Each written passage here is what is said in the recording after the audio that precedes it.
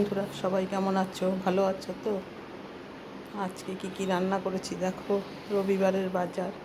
এই যে এখানে লাউডাঁটা পড়ে রয়েছে, লাউডাঁটা কেটে রাখবো কালকের জন্য। আর এখানে কি রান্না করেছি দেখো।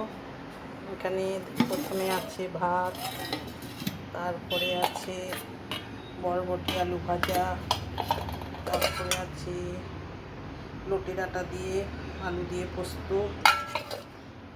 এখানে আছে চিকেনের কষা, আর এখানে আছে করলা আলু ভাজা, আর এখানে আছে কালকের সেই সজনে ডাঁটা আলুর বড়ার তরকারি।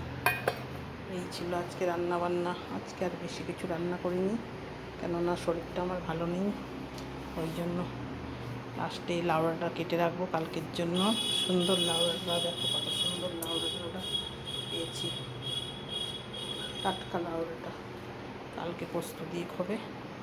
তাহলে এবার রাখি বন্ধুরা।